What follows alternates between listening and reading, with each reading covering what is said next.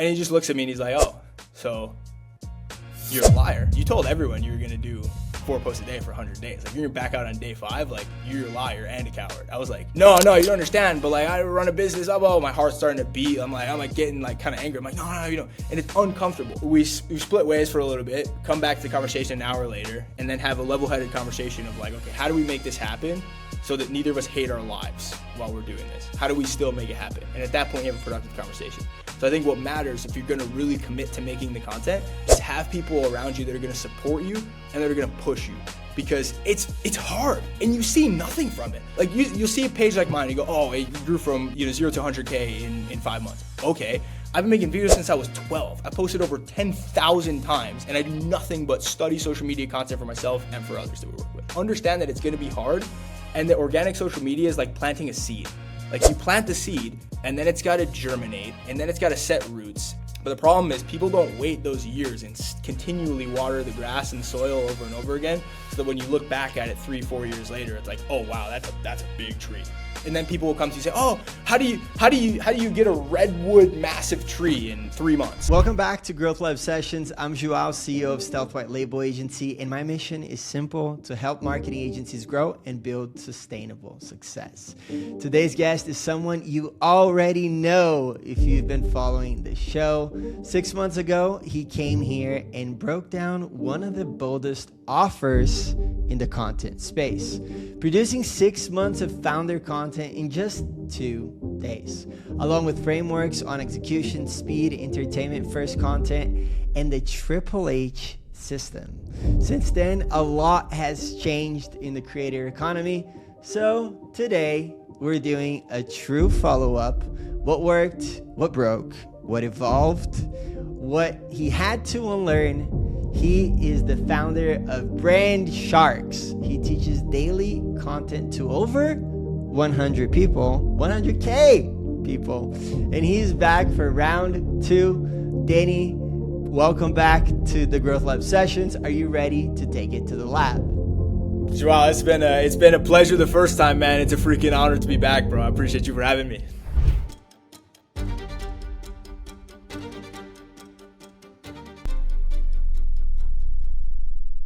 For sure, man. So last time we spoke, just for context for everyone listening, you were at 800 or something followers, and now you're at 129K followers. Like, that was so quick. You grew so fast, and this is exactly what you're selling.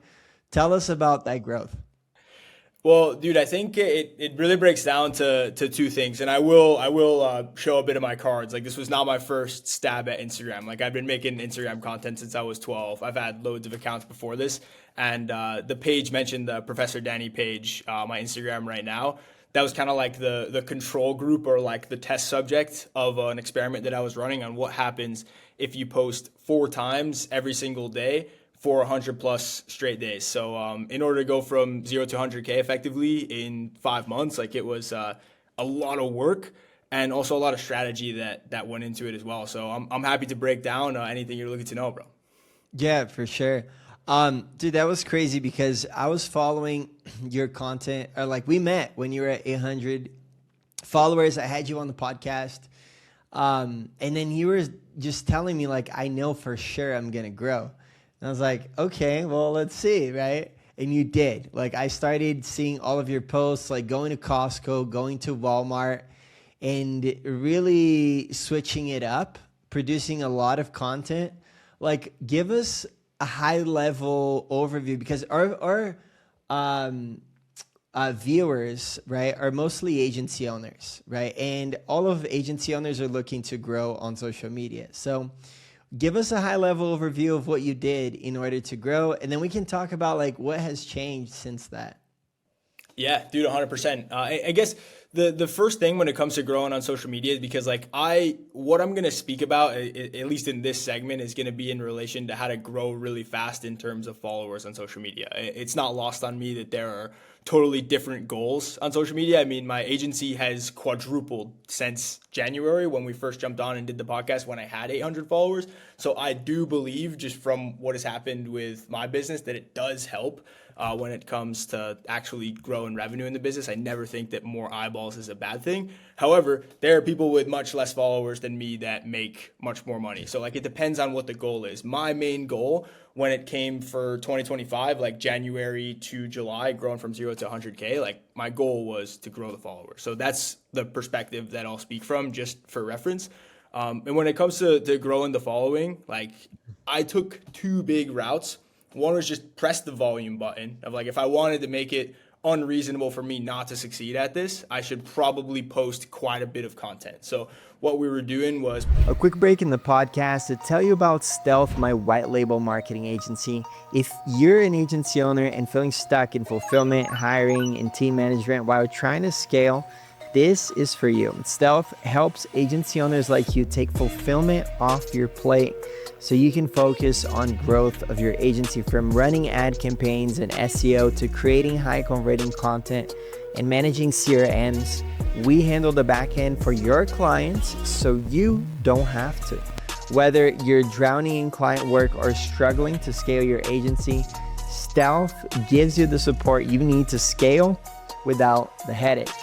And if that sounds like a fit, then check out our website link in the description and book a time to speak with a consultant. And now back to the pod. Posting 4 videos every single day, like 4 unique videos every single day. And this is like scripted content with stakes raised, meaning like I was in a very like, I don't know if flashy is the right word, but it was an eye-catching outfit. We'd be out in public. We'd go to the places that we were talking about in our content, and we make 4 of those videos every single day. So I'd go out on a Sunday and make like 30 or 35 videos. So we had content for the entire week, all like completely scripted videos, full strategy behind it. And there was a lot that went into all of that. So it was a lot of effort and a lot of strategy. The second piece is actually having like a top of funnel element to it. So like if you're trying to grow on social media, you want to be able to meet the viewer where they're at, right? So like the last time that you were on Instagram, what was going through your head?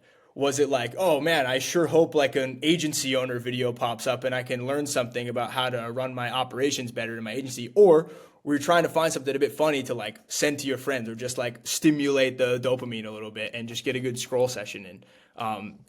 For me, it was about meeting the viewers where they were at and finding people that were like, okay, most of the people are going to be on Instagram scrolling to have a good time and be entertained. So I want to meet them where they're at and entertain. So I'd say the 2 key words are volume and top of funnel, which I understand is not really one word.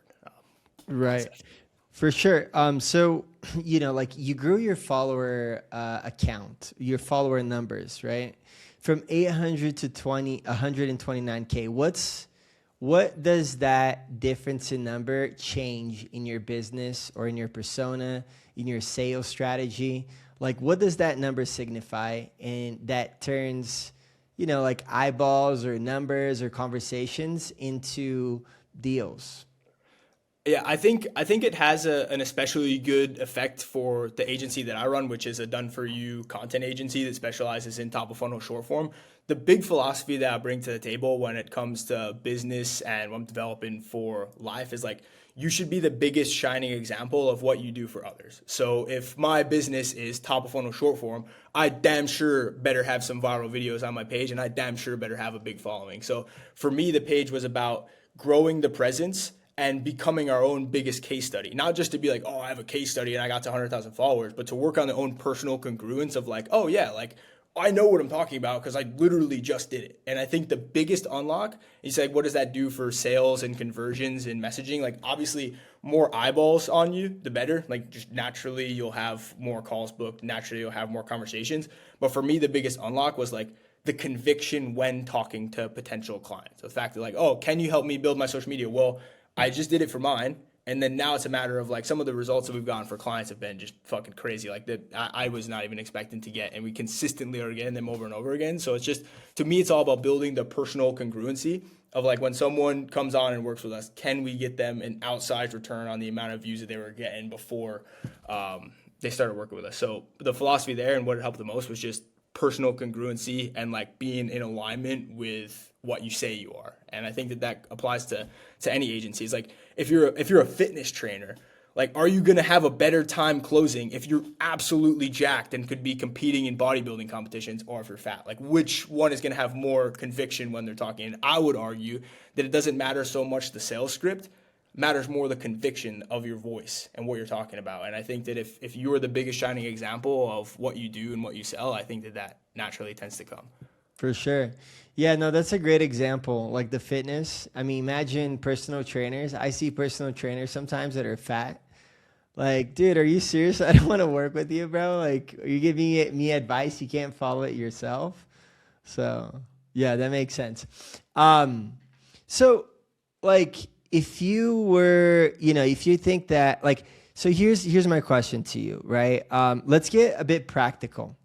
How can somebody listening right now that wants to grow their social media accounts, like grow their followers, let's like give us a step-by-step of how they can do it themselves.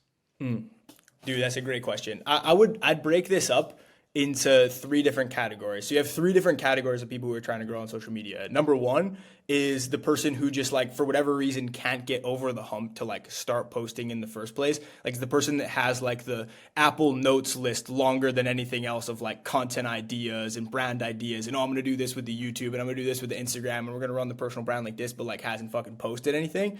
That's archetype number 1. Archetype number 2 is like, okay, I'm staying consistent, but I'm just not getting results. Like I know my content should be doing better. I know I'm an expert in my field. I'm staying consistent, but I'm not quite seeing the results that I want to see. And then you have person 3 who's like starting to see a bit of success on social media, has had a few virals. And I think that the advice that I would give varies between person to person. For person number 1, I like to think that the content I put out is very motivational in terms of like just getting you to post. I think that if I could say one thing to person number 1 who just can't quite get over the hump of posting is that if somebody's going to make fun of you for putting content out there, they're probably not somebody that is actually one of your friends. I think social media can pull bad conversations or hard conversations into the picture sooner, because if you're going out there and you're genuinely trying to make the world a better place, you genuinely have good intentions with your content, and someone's going to poke holes in it and talk shit about it, not give constructive criticism. Like that's a totally different thing. Like I'll pick the shit out of anyone's content and I'll do it with the best intentions. But if someone's going to like poke fun at what you're doing, or like, oh, look at this guy making the content, or it's like a buddy from high school or college that's going to like shit on you for making content, I think that you are a coward if you can't get over that. And it's actually a good thing if that person ends up like not having the best relationship with you going forward, because you just got a fake friend out of your life to begin with.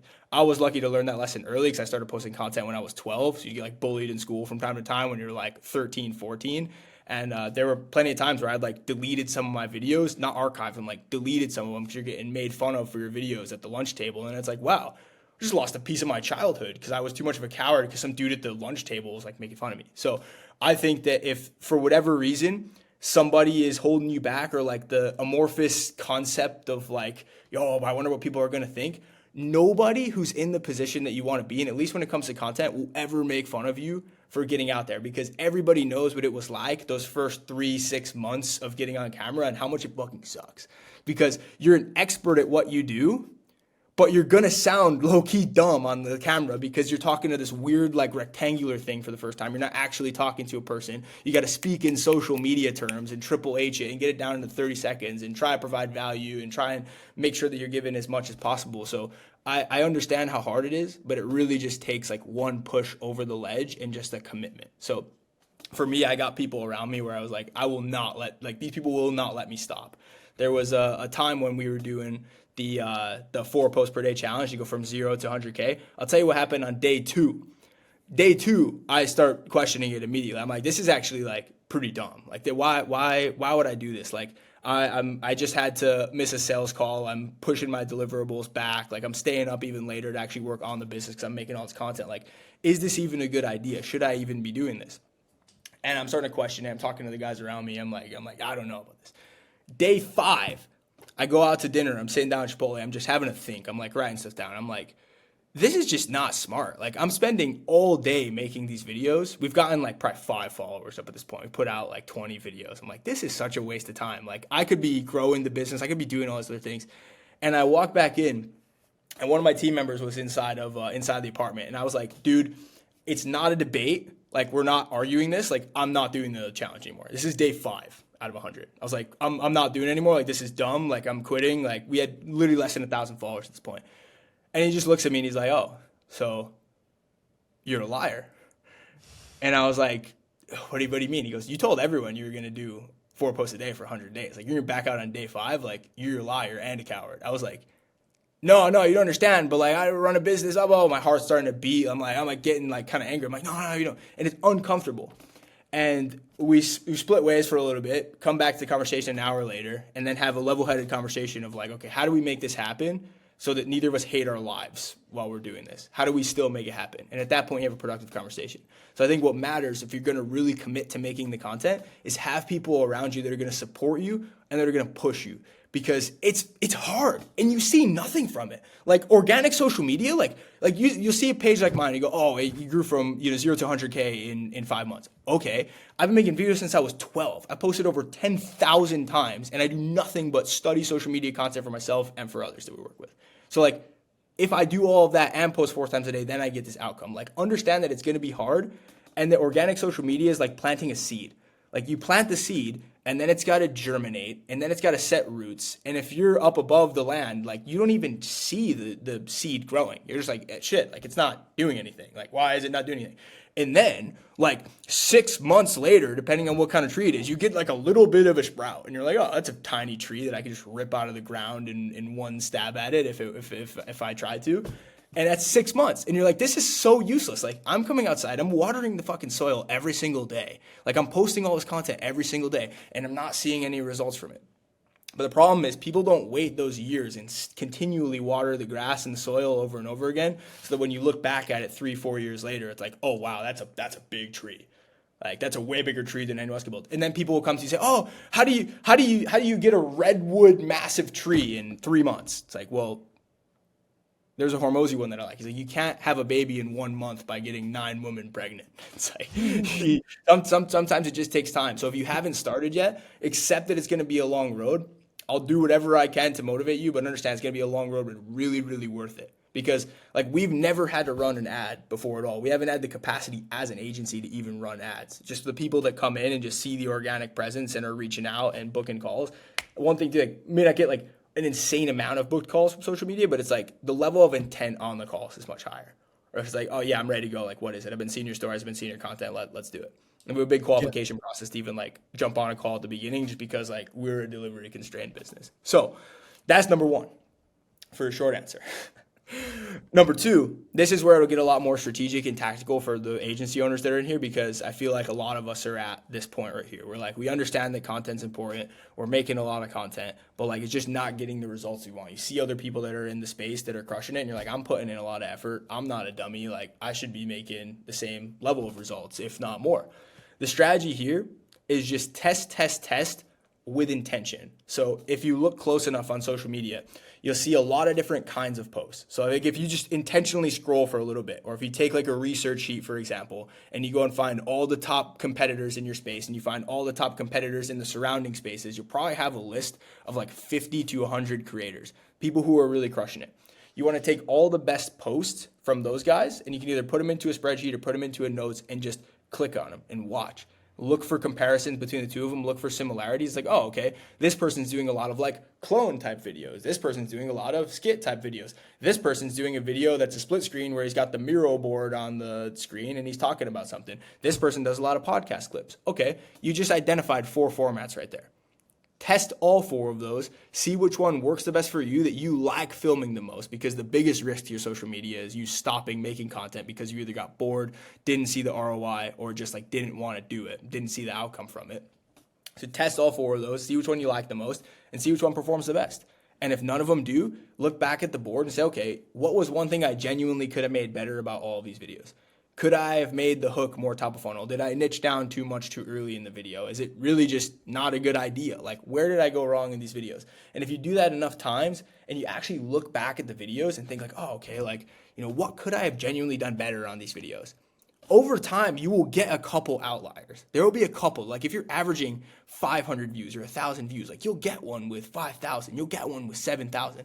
That's data right there. You also get one that probably has 200. That's data right there. You take a look at those videos and you go, okay, what was different between this one and this one? Let's do more of this and less of this. And if you have them all on a spreadsheet tracked, you can literally just look and go, oh, okay, well, this format is clearly crushing it. This is my best format. Now we do more of those, and our control variable test on the other side becomes a bit different, like the 20% of stuff that we're testing as opposed to the 80% of stuff of just working. I mean, if you look at my page, you'll see that if you go back down to February when I first started the challenge, was February 14th was the first day. You'll see that I tried a bunch of different stuff. Like there was like tweet videos, there was podcast videos, there was split screen videos, there was skit videos, there's all sorts of stuff. And then I found the pocket, which was go outside in front of a major retailer, say something super bold and point at the building, and then sit back in my office and have a split screen at the top of the screen and have some engaging visuals. And because no matter, how handsome or good looking you are as a content creator, people just want to be stimulated. That's why the Subway Surfer videos do really good. It's just like, just watch it. That was my pocket. And then you'll see I did nothing but that. And that was what got the most results. So if you're in number 2, or the agency owner or the business owner or the creator that's posting a lot but not getting the results, it's test with intention. The only thing you want to do, like you're not trying to drink the entire ocean. Like we're just trying to find out what works so that we can point our laser beam in the right direction of what we should actually be doing. Because so many people I see, it's like, oh, I saw this video, let's try making that. Or I saw this video, let's try making that. Or like, let's just clip the podcast. And it's very like haphazard. And it's like, I'm posting 2 times a day, but like, it's not working. Well, when was the last time you actually sat back and like analyzed the result and like pointed in the right direction of the stuff that was actually doing good? So that's for phase number 2. And phase number 3, if you have some stuff that's working, this is the simplest one, people mess it up, is you're going to take a cinder block, tape it to your foot, and do not let off the gas. That's all for number 3. Because I see a lot of people, and it happened to me a bit as well, where it's like you get the progress, you get some wins, and you're like, oh, okay, I'm chilling. Like I'm no longer like deprived of followers and the viewership that I wanted to have. So let's just like ease off the gas a little bit, or business will get in the way. My challenge to you, if you're at number 3, where you're starting to see some success, like double down. We just had a member of our community, literally, this is like totally outlier result. Like it was the first client that we had that like got a better result than me. 0 to 250,000 followers in 3 months across platforms, Facebook and Instagram combined. He's up over 300,000 now, but it was in the first couple months that he got that 0 to 250K. He posted 7 times a day. Like he got a format that worked, and I was like, bro, tape a fucking cinder block to your foot and do not let off the gas. And he goes, okay. And I'm going to go 7 times per day. And it was just boom. Like so many of us, this is the biggest mistake that I made with my page, was letting off the gas. So that's why I'm so like passionate about the cinder block, is like that was where my misstep was. So I'd say depending on where you're at, to wrap it up, phase 1, you just got to freaking do it, man. Like you're going to die. We're all going to die. Like someone's going to go to your funeral that you cared about their opinion, and then get back to their to-do list afterwards. Number 2 is actually start to test with some intention, like actually look at the data. And number 3 is just fucking go, man. Just keep going. So yeah, for a short answer. Yeah, for sure. You're good at short answers, very concise and to the point. Right. No, but that's good, because I find myself in the second tier there. I think I'm posting consistent, but something that I haven't been doing is testing with intention, right? And also, because I've been doing a lot of what you're saying, like, oh, this has worked, let's try it. That has worked, let's try it. But, when was the last time I created a weekly cadence of meetings to like analyze the posts from last week or like the week before and see, okay, what's my retention the first 3 seconds for this video, for that format, for the other format? Okay, this format has worked better. Let's create more videos in this format, and then let's test these 2 other ones that seem like more interesting as well. So like that testing and that analysis is super important. I think that if you already started creating content, I mean, if you're in block number 1 and listening to this, like get over it, just start posting content, forget about shame, and that stuff will fade, because think about the payout. Think about being rich. Think about like networking with awesome people. That's so much better than like the shame of your cousin, like seeing you trying to speak on social media. Now for the second bracket, right? What is your suggestion in terms of analysis? So like, let's talk about format first. How would you, what's your advice for people that are trying to find new formats? How do they go about it? So Yeah. you already talked a little bit about that, but let's go into that specifically. Yeah, so I have a role on my team at Brand Sharks. The literal job title is professional scroller. And what you do is you go and you find the top creators in your space, and you find the top creators in an adjacent space, and you find similar level creators in a pretty far out space, because we don't want to just like take what's working in our space. Like, we want to look around a little bit and see like what's working. There's a couple different methods I can get into in terms of like how to do that. But the instruction is essentially like, hey, we want to find at least 10 creators total that are like crushing it. But not like, you don't want like Alex Hormozi, Iman Gadzhi, like 2 million, 3 million, 4 million plus creators, because like if you're at 3 or 4 million, with the exception of Ashton Hall, like you've probably had a following for a bit of time, and now your game is a little bit different, where you have like a loyal following, so you can play a little bit differently than someone who's like coming up. You don't want to study like someone like Hormozi right now, like what he's doing now that he has 4 million followers and like wants to grow his advisory practice. Like, you want to study what happened on the come up, unless you're at the stage where that's what you want to do, is go from 2 million to 4 million on social media. So I'm trying to find people who are like relatively similar. So anywhere from 10,000 followers being the lowest and 1 million being the highest, that I'll take a look at in terms of research. You want at least 10 creators, and then all of their outlier posts. There's different definitions of like what an outlier post is. To me, it's if your views got 3x your followers or more. So if I have 10,000 followers, an outlier would be 30,000 views. So I want to take all of those, put them into a sheet, and then I'll get these research sheets just sent to me from my team, from the professional scrollers.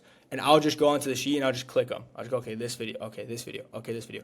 Could I make this in my own voice and better, is the question to ask every time you get one of those videos. And just take a note at what the format is. Because all different creators, like, there's thousands of formats that are out there. There's like tried and true ones. You have like Talking Heads, like a really big one. Podcast is like a really big one. Split screen has a bunch of different subcategories. This is like a split screen with like, Gen Z brain rot B-roll above it, or is it a split screen with like a Miro board and you're trying to explain something? So it's just taking a look at all the videos that are clearly working in the space, already proven. Like, if you don't have 10,000 followers, at least, I would even argue 100,000 followers for the point that I'm going to make. Like, you do not need to be reinventing the wheel. You need to just be reworking the wheel. It's not like turning a wheel like this into a triangle. It's turning a wheel like this into like a sparkly wheel, or like a wheel that, one of the ones that you can't really see the things spinning on. It's like changing the style of the wheel as opposed to changing the architecture of it. So I would do that, find 10 creators, all of their outlier posts, note what the formats are of each video, and then I'd give it a proper attempt at each. Like, if you really do that and you find all the outliers from the top 10 creators in your space from when they started, you'll have quite a bit of videos to make. I decide on 5 formats that you think you'll be able to nail as a creator, because all of us are different on camera. Like, some of us do way better with teleprompter videos. Some of us do excellent with street interview videos. Other of us are like meant to be in skit videos. Like, you got to find yourself as a creator as well, and like the stuff that you actually want to make. That's why testing is so important. The 2 variables to look for when it comes to testing is like, A, how much it's performing. Yeah, but B, like, how much do I even like making this content? Because you got to show up consistently. You got to like it to some degree. And I just want to do whatever I can to force you to like it. So I'd pick 4 or 5 different formats, and I do 5 or 6 different videos for each format. You'll have your month worth of content, and then you'll be able to look back at it afterwards and be like, okay, was it the formats that did good? Was it the topics that did good? If you want something really tactical for your next month of content, and for anybody that's all about New Year's resolutions, start this January 1st. Pick 5 formats that you want to post on. Like, you do the research sheet, pick 5 formats that you want to post on, identify them clearly, and then pick 6 topics that you want to talk about. So for an agency owner, this could be like running ads. This could be like managing a team. This could be like culture building. This could be sales. So you have your formats, and then you have your topics. I pick 5 formats, 6 topics, and you have 30 videos. Look back at the end of the month, and then you say, okay, was there a specific format that outperformed all the other ones? Or was there a specific topic that outperformed everybody? If it's a specific topic, it's like, oh, okay, I should lean more into like the sales kind of stuff because that's performing better. If there's a format that's working better, it's like, okay, no matter what ideas or topics that we have, we just cram them into this one format. But the problem is, like, people don't test with intention, and they don't test for long enough. Like, one of our biggest case studies was a dude who joined us. He has a high-ticket coaching program, started with 93,000 followers as a client with us back in April of 2024. Right now, he's at 320,000 followers. For 3 months, we tested and tested and tested and tested and tested and got 0 results. Like, no, like you can look at the board of like since he joined with us as a client, it literally looks like this. And then it starts to take off. Because we just test. So you're not testing with intention, or you're not testing for long enough. Like I have no sympathy for anybody that looks at me and is like, it's like, oh, dude, I tried for 2 months. Like I tried for 2 months. I did the test. It's like, dude, give me. And everybody's different. Like some people are naturally better on camera. Some people aren't. There has been somebody who is less charismatic than you on camera that has done better than you on social media. It's doable. There was something I picked up from Hormozy. I bought into all of his upsells on the book launch. I'm in like his community. And one thing he said in there was a big takeaway. I have it taped to my computer now. It's if the laws of physics doesn't limit it, it's a limiting belief. So I was Deep. like, damn. Okay. Well, the laws of physics don't stop you from fucking growing on social media. So that's a play I would run for January. Try it out, but just if I could give any takeaway, it would just be to give yourself a longer time horizon. So many people say like I don't like to be a bad example in terms like, oh, social media is easy. It's not. Like I posted 10,000 times before I started this challenge, and then I posted 4 times every single day for 5 straight months, and I got the result. So like if you're gonna get into an endeavor, take it with the sense and the viewpoint of like, this is going to be difficult. I think so many people just look at it, oh, I should just grow on social media. I'm an expert. My agency does really well. My business does really well. So like, I should just be good on social media. Take it with the same level of like, oh, I need to learn so much as you did when you started your business. It's like, this is another thing that I got to learn. So many of us think they're like, oh, I've done well in one category, so I'm just going to go into another category and automatically just be as good. Like, no, like it'll probably be, a bit different than starting a business. You probably start with a bit of a head up, but it will be fucking hard. So give yours like, if I could give any takeaway, it's just lengthen the time horizon. Like it'll be okay if it takes a little bit longer. For sure. Now, how do you conduct good research, right? Because you have professional scrollers in your team. Now, these professional scrollers, like if somebody, is going to follow the advice that you gave them and their first step is like, okay, how do I, even before the format, how do I identify the 5 players in my niche? Like if I don't know them? Yeah, so I think everybody who's listening to this should be able to come up with like some keywords that like you describe your content. So for me, it would be like, well, one of my pillars would be like social media marketing. Another one could be like business stories. Like this is the kind of stuff that I talk about. So you want to define like what your pillars are. And I think a lot of people talk about like content pillars. I've been making videos since I was 12. Pillars was like an amorphous term to me until recently because everyone just says all these different things like, oh, like pillars and buckets of content. Content pillars is just the shit that you talk about. I would identify a few of them. Like what's the kind of stuff that I want to talk about? And then once you have those, search them up in the search bar, Instagram, and find the videos that are doing the best. Like it really is just a matter of like going down a rabbit hole. So all I want to do is we can ragtag our way to just find one account that's going to be really good. Follow that account. Once you follow it, it's going to suggest accounts similar to that account right under it. Click on those, see if any of those are of interest. All the ones that are similar and you like them and you're going to do research off them, just follow those accounts and keep repeating the process. Like the research part is the most fun. Like if I didn't have a actual business to run, like I'd be a scroller. I love the research. Just like it just gets zapped into scrolling too much sometimes. So I don't prefer to look at them in a spreadsheet. For sure. Now I'm thinking for myself, if I were to, because I have a team, right, that helps me, like an editor, social media manager. We do need to follow your advice closer and start reviewing the data, being more intentional with the formats. That's so true. I mean, you've had success, and just listening to you talk about these things, it resonates with me because I have been putting in the effort, and I feel like the results, I haven't been getting so much of the results. And I feel like I've lacked in these advice that you're giving. But when I think about like a new agency owner, or like when I think about, somebody that doesn't have a team behind them, doesn't have a professional scroller, doesn't have an editor, like, do you think it's feasible for them to do it alone? Or like, should they talk to agencies like yourself? I mean, the one thing, at least for me, like I could not do it without an editor. Like editor is the one position that like if I didn't have any editors, like I would be fucked. But in terms of like the research, you could 100% do. The scripting, you could 100% do. The posting, you could 100% do. The editing just looks so lowbrow when it's not done by someone who like actually knows what they're doing in terms of editing. This could just be a bias because I've never been an editor myself. I've tried editing a couple videos. They do not come out good. So I think editor is the position I would fill first. Research is not bad for yourself to do just in terms of like your market. Like you'll see what your competitors are doing. Like it's not bad to do market research, and it's not bad to actually like take a look and assess the terrain of like, what even is my brand? Like, what do I even talk about? And you'd be surprised, like a lot of people, especially that are getting started out, it's like, you never really take the time to like define like, okay, what am I going to talk about? What do I want my brand to be? And what does the ideal world look like? Like if I got to snap my fingers and fast forward 3 years and everything went perfectly in terms of the brand on social media, like what would that even look like? Because we don't know what that is. We don't have that picture. Like, what am I known for? What does the page look like? What am I talking about? How many followers do I have? What outcomes does the page get me? It's going to be pretty fucking hard to get that outcome if you haven't like labeled it as like what we actually want. So I would take the time to really like assess the terrain. Like, what am I even doing this for? Because a lot of people will hear stuff from guys like myself, or if you go to events, like you can't go to an event or a mastermind in 2025 without hearing like you need to have a personal brand.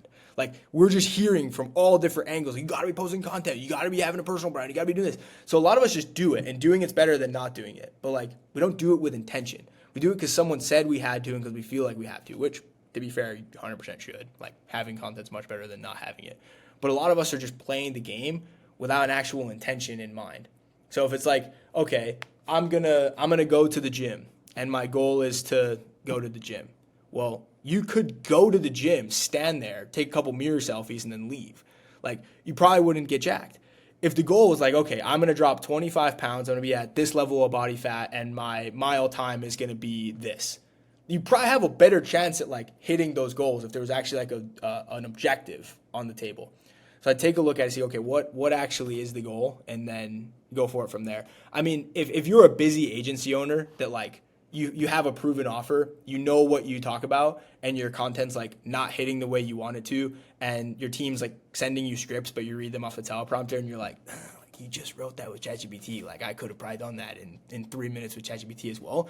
Then that's when it makes sense to bring on someone like us where it's like, okay, hey, here's the actual strategy. These are the formats we're going to do. We've conducted all the research for you. Like, here's exactly how to film it. Or in some cases, like I'll fly to clients. Like we've been all over the world this year doing that. But I think that it's for a lot fewer people than it seems like. Like for the most part, you can handle it. It's just understanding like where you're at. If you have a proven offer, proven messaging that someone else can plug into, like where I see people go wrong with content agencies is like having the agency come up with the messaging for them as opposed to like having it cut and dry already as what they do. I don't think that the agency, and I don't think that like I don't want to come in and like create a brand for you. Like if you have the brand, you have the messaging, you have the offer, like we can come in and fucking blow it up.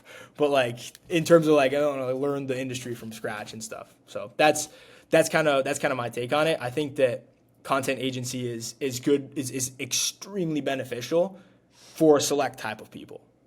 Yeah. Now, once I've identified the formats, right, and thought about like the topics that I want to talk about within those formats, is it just a matter of going to GPT and scripting it out in any way? Like, how do I script it out? Yeah, so I mean, I use AI a ton, but I think that like anything in life, it's like garbage in, garbage out. So like if I just go into ChatGPT and just say like, hey bro, like need some scripts, like this is a talking head video talking about sales, like go for it, man. It'll give you some horse shit. Like, and if you don't have the industry knowledge or craftsmanship to look at it and be like, oh, this is a good video, this isn't a good video, like you can tell. I think as more time goes on, more people will be able to tell when some shit was written by AI and someone's reading it off of a teleprompter. Like we use AI. I use AI in every single one of the videos that went viral on my page. But I wrote it enough myself and have it trained enough to where like it doesn't sound like it's AI. And I think it's like you got to run the same play. So obviously there's more that goes into it than just saying like, oh hey, like AI, like write a script. We talked about this a little bit on the last call that we had. The last podcast that we did was the Triple H framework. still stands true to this day. If anything, it's just stronger than ever before. I've actually evolved it a little bit since then. And I think that this is the framework for like any kind of content. Because when I speak in like content, the stuff that I'm talking about mainly is like short form reels for Instagram, TikTok, YouTube Shorts, etc. But the Triple H formula, I believe to be true across all different types of content. So like the emails that you write, the YouTube videos that you write, even just like when you're talking. Like you'll notice I kind of talk in Triple H a little bit from time to time, like when I break down the formula, especially like when you're on podcasts too. This is how the people that can do like the yapping videos really well, where they just like talk to the camera, or the people that their podcast clips do really well, they speak in Triple H. First H, anybody listening to this who's made any content before is going to guess it. First H is the hook. You got to hook people in.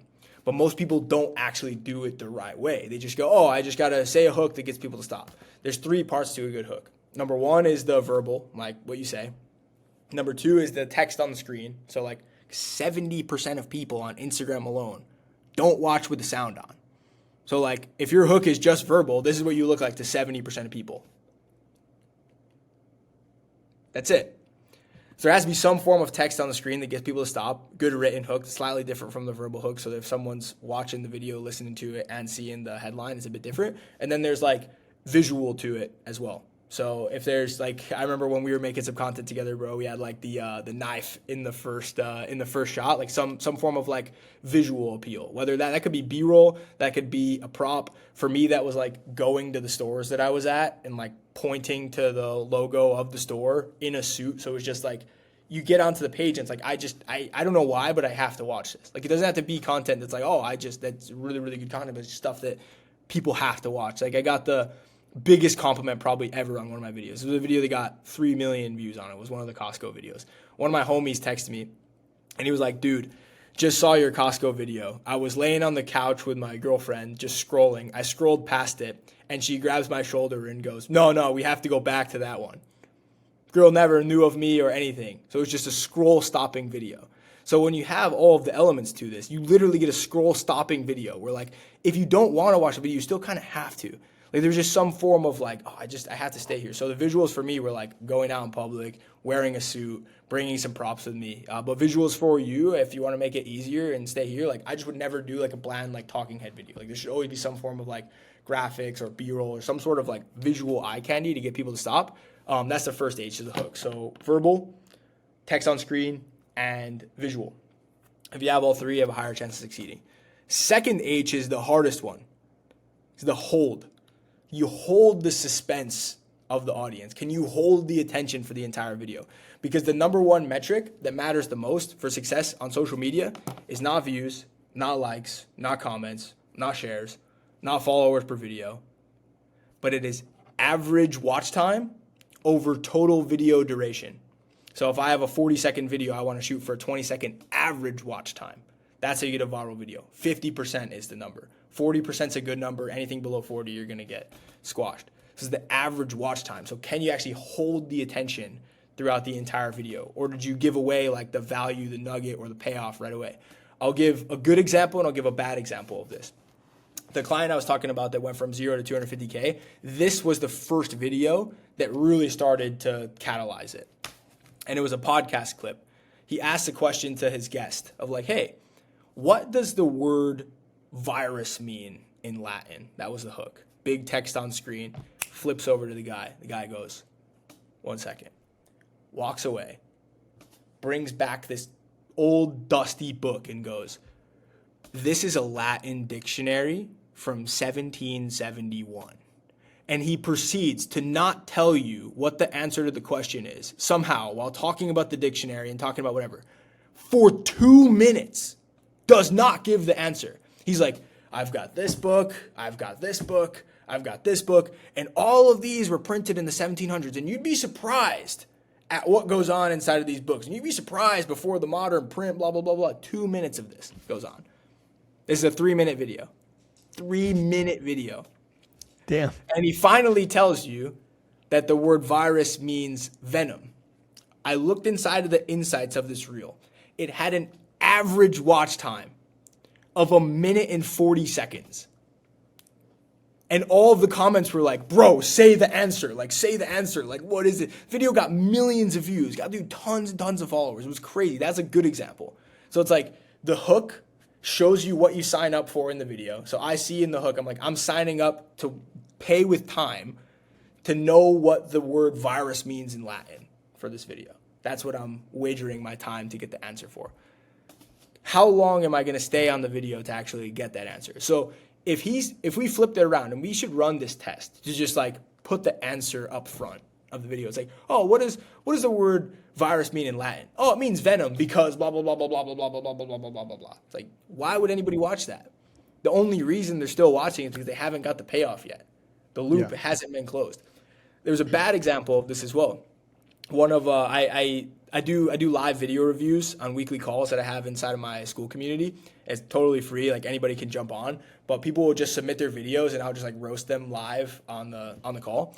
One dude had when he was like, who wants to be a millionaire was like the concept of the video, in like the show Who Wants to Be a Millionaire. He goes, is it A, B, C, or D? What's the answer?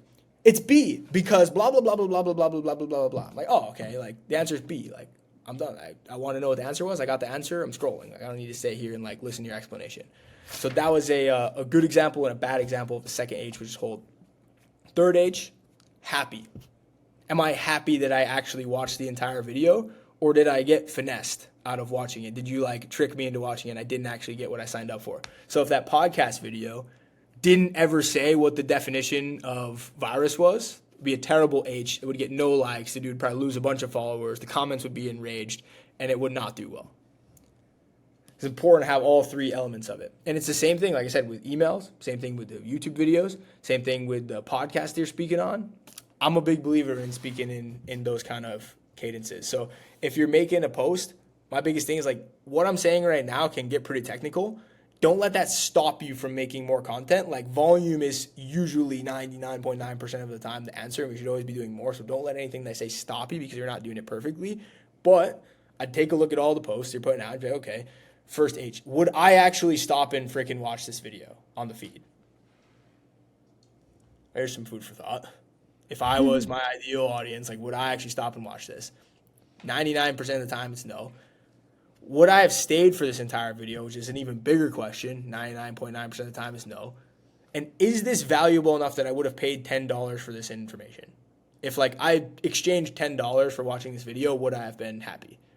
Those are your metrics. So like, would I have stopped and watched this? Would I have watched the entire video? And would I have paid $10 to watch this content if it was educational? Would I have paid $10 to be entertained by this? A lot of people, I think, would say would pay $10 to watch a Mr. Beast video because they're just so freaking entertaining. Yeah. If you check all those boxes, you have a good video. Okay, so cool. Now we got into research. We got into the format to script it out, right, using the Triple H formula method. Now, when it comes to analysis, right, you touched on briefly just right now. You touched on like the formula that's the most important. But let's like go back to that conversation and, you know, talk about how do you conduct analysis for the engagement? No, so let's talk about, so how do you analyze how well a video did? Yeah, so I think that having your systems in place for tracking is very important here. We've gone through a lot of different iterations of this over time, from like doing nothing to having like a Google or like an iPhone notes of like what was going the most viral. Just, oh, that was viral. Like, let's just put it into the notes. To having like a bit of a Notion tracker. It's evolved over time. We have a pretty robust tracker right now where basically it's like, okay, here's the video link. Here's how many views it got. Here's the title of the video. Here's what format it was. Here's what pillar it was. And then is it an outlier, like in comparison to the median amount of views that we put out? So right now, like I rely very heavily on the tracker that we use. So basically, it just will pop up green if it's an outlier and will pop up red if it's not. So it's very easy to look at. I think that's one of those things. It's like taking the investment upfront of time to like build out a tracker like that to make it easier down the road. We put a ton of time into making something like this and perfecting it for us. So that's the way that I use it right now. But the takeaway is like have some form of tracking in place to where you can look back and know what the videos that did good were and what the videos that didn't were. In terms of data, a question I get a lot on tracking is when should I stop like logging the views on the video, because the views will always go up like a little bit over time, and like you don't want to update every single video every single day. It would probably be kind of tedious. The metric that we use is like we'll put it in immediately, we'll update it at 1 week, and then we'll update it at 2 weeks, and then after 2 weeks we'll stop updating that video, because 2 weeks is when we found is like a pretty mature video. 2 weeks. Okay. Now, you talked about some other metrics, right? Like the most important one, which is average watch time divided by duration of the video. And it has to be above 40%. Like, how do you break down the video to see what parts of it were good, what parts of it were bad in different formats, things like that? Yeah, so I actually had an Instagram reel do pretty well on this. If you pull up your insights, you'll be able to see the retention graph on your video. Yeah. And I might be inverted here, so if we're in editing, we have to invert this. But like, if your graph goes down like this, I'm just gonna draw it. Yeah, yeah, it's like the other way around. Okay. So and by the way, I watched that video. It was super fun. I'm drawing it. That was a great video. Thanks, bro. That was a great video because like when you go in the insight metrics, you can see like the graphs for different posts, right? And so essentially you break it up into what it means for different things. Is that right? Yeah. So like if your graph looks like this, then you lost them right at the beginning and the video was just bad. That means everybody scrolled right away. Like any sort of variation of like immediate drop off to like trickle towards the end of the video. That's just like hook wasn't there. People didn't stay. Everyone dropped off at the beginning. This one right here is my favorite type of graph to look at because it means you had a good hook. You held people for a little bit. And then there was a visible spot where everybody dropped off. So I just look back at the video and just be like, dude, what the hell happened here? Like, everybody dropped here. And on videos, you'll see them at a more microscopic level usually where it's like, okay, there's a bit of a downturn there. There's a bit of a downturn there. And then it's like, okay, where did people drop off at? Most people, it looks like this. So you really just like master the hook. Like what would actually get you to stop? Like a lot of graphs, if you haven't grown successfully on social media, look like this. So this is just like, how the hell do I get people to actually stop at this? And it's where you hear people like Hormozy or David Ogilvy or any like massive marketers. It's like focus 80% of the time on the hook and the other 20% on the rest of the video. So I think using the 3 ways to hook people in to the video would be a good way to do that. So visual, verbal, and text on screen. And then if it's a graph sort of like this, is like a smaller one, but if it holds throughout the top like this, you have a good video. Lots of people watched it. So that's how I'll analyze the graph. You want to just see like where the drop-offs are and then optimize for that. So I just pulled up one of a recent video. Can you see it at all or not really? Yeah, I can. That's like the view count though. So if you scroll a little more, you'll see Down? one where like yeah. Wait, what about like the view rate past 3 seconds? Is that something you look at all?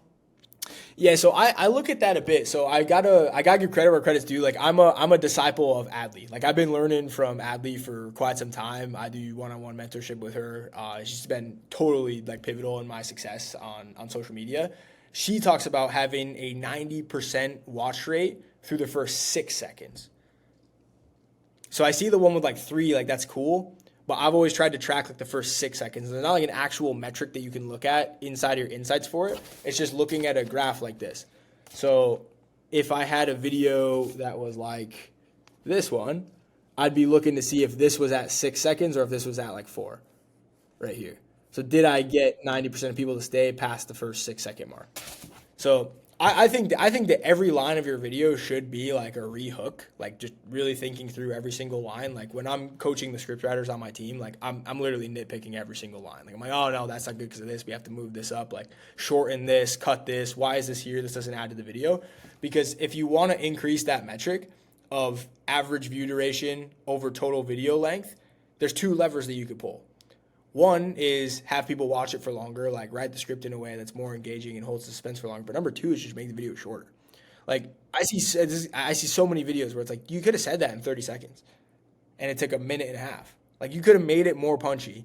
You could have got the point across in 30 seconds and you could have drove it home even better. Like you could have spent all of that horsepower on the hook. And it's just like, what am I freaking saying that would actually get me to stop at this?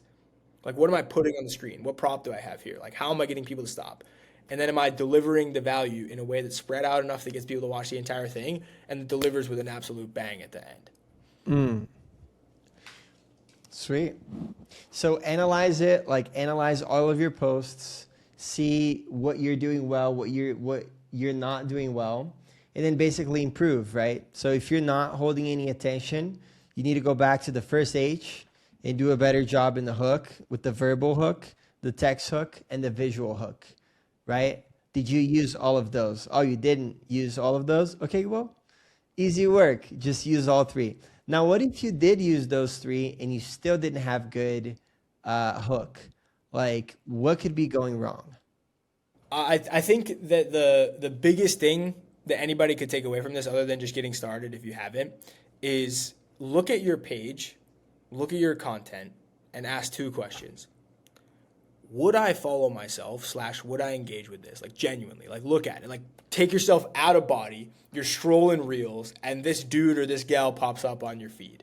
Are you like, wow, this is really good stuff. Like I gotta follow along here. Like this is a great, well put together video. I'm really engaged in this. I want to follow along.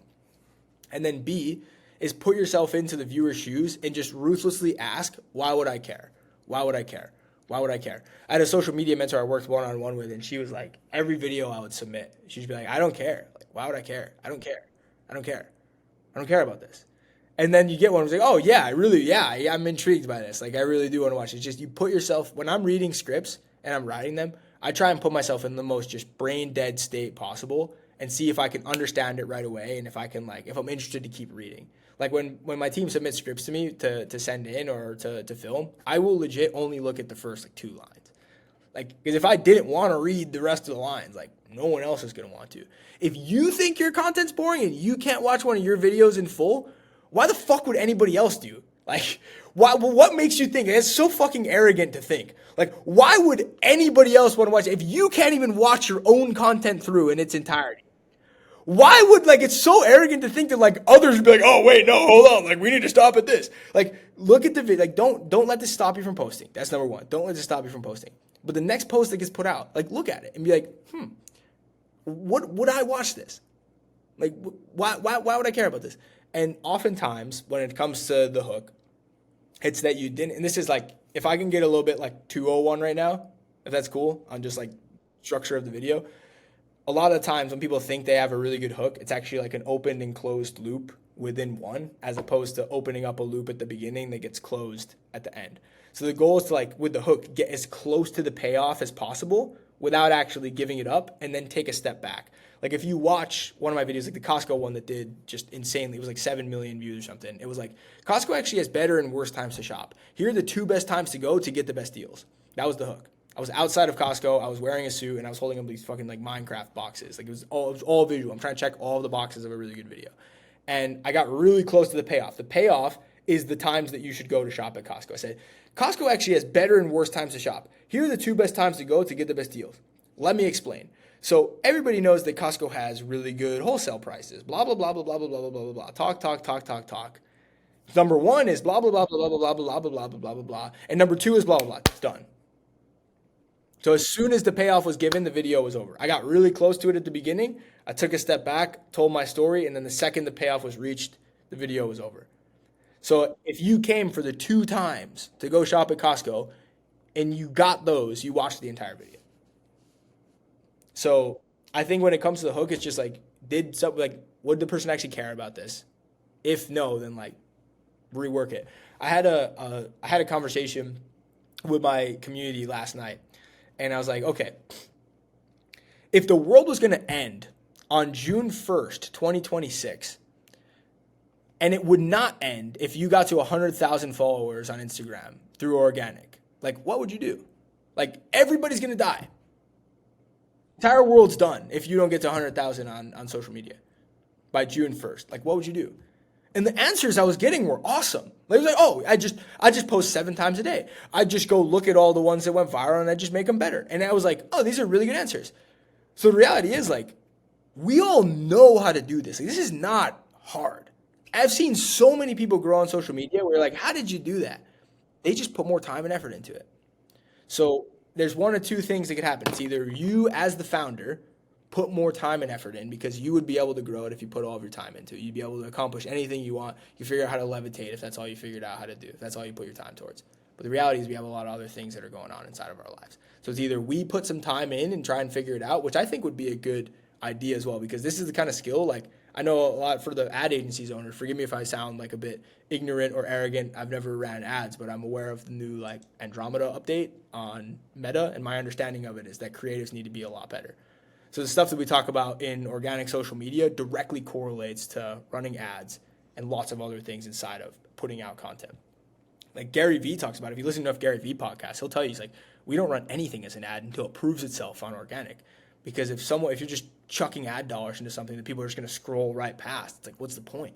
Like if you ran an ad in the way where like people actually wanted to watch it, you actually had a really good hook at the beginning, you actually had a story to tell, and it actually delivered some value, and then put a CTA on the back of it, like how much better would the ads perform? Like there was stuff that people actually wanted to watch. So this is the kind of stuff it's so important to take a look at. It's like, would I actually watch this? And if the answer is no, then there's something to rework. So as a founder, it's like you either put more time in yourself and try and figure it out, or like where I see a lot of people run into the problem of is like wanting outsized returns from people that haven't actually done it. Where it's like if you just bring someone in, it's like, hey, like make social media posts. Like, great. Like, Joao, you actually taught me this, bro. I took this away from our conversation in Brazil. You were like, if you told a random dude on the street, like, hey, make my clients happy, they would have no idea what to do. Joao told me, he's like, if you told me to go make your clients happy, he goes, I, as an agency owner, would know how to do it because I've ran a big team. I've made clients happy in the past. I run a customer success department. I'd be able to make clients happy. It's the same thing with social media. So if you tell someone who's never grown an account very rapidly, like, hey, grow the account. It's like, okay, that's an amorphous term. If you told me to grow the account, I'd be like, oh yeah, we just do this. And the same breath as if you told Mr. Beast, hey, I want to grow my YouTube account. Would be a bit different answer than if you went out on the street, found the first person you saw, and were like, hey, grow my YouTube account. So I think totally. where founders go wrong is like you're not putting enough time into it yourself. The people that I've seen and worked with where like didn't work out as well as it could have, it's like we're not getting videos submitted in. Founders like not going in and making content yourselves. Oh, how do I AI this? How do I do this? How do I film for 1 hour per month and like put the output of content? If you follow Hormozy, the guy grows pretty fast on social media and does well at a lot of different things. He's in on Sunday from 4 a.m. to 1 p.m. making videos. You have to make the videos. Like you have to put time in. I won't accept anybody that comes in and wants to work with us. It's like, oh yeah, just you become a magic wand and just like, yeah, I don't want to really do anything. I want to film like 1 or 2 hours per month, but I want the shit to blow up. Yeah. It's not gonna happen. Now, one of my last questions for you before we wrap it up, and like this is just exactly what you touched on, is AI videos, right? Like, does it make sense to create a clone of yourself and do everything you just talked about, except like putting your face in front of the camera? Does that make sense? Have you seen anybody grow that way? If you would have asked me this question 6 months ago, I would have said, like, why would you do that? Like, don't do that. Like, it's going to just, you're withdrawing brand equity the second somebody sees that it's AI. And it's like, oh, this guy's not even real. He's not authentic. But I did see somebody, I joined a community recently around AI and content creation in particular. And the gentleman who's the head of the community, he went from 0 to 500K in 2 years, only making AI clone content. And it looks really good. But in the same breath, he only does AI and only does content. So like this is what he's waking up and focusing on, and his offer is around AI and is around content. So if he got like, this guy is a clone, it would make sense because his offer is AI and helping you make an AI clone and install AI into your business. I think that if the average agency owner jumps on and starts getting in AI videos, this is just my opinion. I don't have like a huge stance on this. There's just a reason why I haven't done it, is because if I see a video on someone, I'm starting to tell better which ones are AI and which ones aren't. And for me, it's just like, I think it's just a loss of trust. When it's like, that's not even actually that person. This could be anybody else writing the script. Yeah. Anybody could have this guy's face on it. So I don't think I will do it. If I do it, it will be on another page where it's obvious that it's AI and it's made very clear that I'm being an AI. So that's just my take on it. I don't have like a super strong opinion on it. Okay, cool. All right, awesome. Well, let me ask you some rapid fire questions if you don't mind. And maybe the answers have changed since the last time you've been on. Maybe it hasn't. Now, what is one tool that you can't live without right now? Claude. Claude. For writing? Yeah. Okay. How many niches are you actively working across today? Right now we're working with 19 clients, 18 niches. Ooh. So you talked about this briefly as well. Now, what's a client case study that you're most proud in the last 6 months? Oh, dude, I have a few off the top of my head that I'm really proud about. Can I rap? Can I shoot like a couple of them? Okay. Yeah. Cool. So we had 3 separate 0 to 10Ks in the last 3 months. So like I say 0 meaning like under 1,000. Like 0 to 10K. 3 separate ones. One's at 12 right now. One's at 40, and one's at 26. I had a client check-in call on Friday where she was like, what are you doing with the algorithm on each post? Like all of the ones that you put out are doing really good and all of the ones that I put out aren't doing really good. It was like a genuine like ask from her. I was like super caught off guard. That was a really good one because she had 300 or 3,000 followers and the first few videos we put out all got over 300,000 views. We had one account that we started from 0, like literally 0. Second video ever, 1.5 million views. Can't make that up. No ads, no spend or anything behind it. Second view ever on a 0 follower account.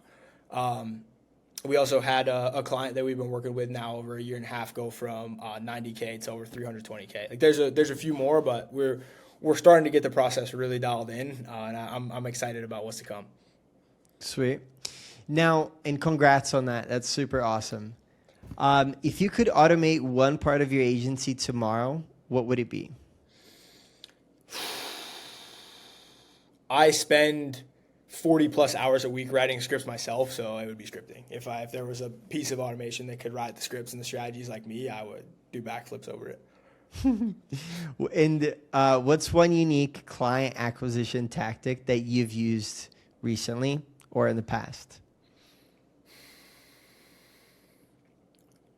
I don't know how unique it is, but like finding someone you really, really want to work with and like actually really courting them as like a cold message as opposed to just like blasting emails out and just like sending as many volume. It's like I like to operate more off of I'll reach out to less people, but they will be the exact kind of clients I want to work with and will really be giving a ton of value in the reach out process. So we don't do like a ton of outreach or acquisition, but when we do, it's targeted. So what's one marketing trend that you feel it's most overhyped right now?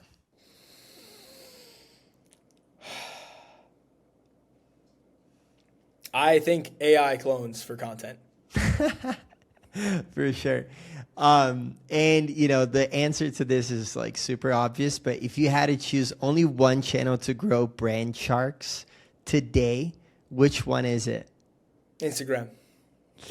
All right, awesome. Well, Danny, this was awesome. Dude, it's always fun talking to you. It's always fun catching up. Your energy is always like coming through. I know that you do a lot of stuff like running and you're super committed to your success. So like, thank you for being here. Thank you for being a friend. And it's awesome to like be inspired by you. I see you putting in like so much work and I know like your success is just in the beginning. So I'm excited to see where you go and where we go and where we can hang out in the future and work together. So, but you know, before we wrap this up, like what's one piece of advice that you have to founders that are starting their business or that really want to grow, you know, in social or anything? Social media is all of the magic that you think it could be.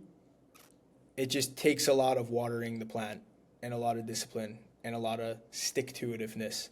So for 2026, I would say commit to it, post every day, analyze the last 7 posts each week, make something better specifically on the next week's worth of post.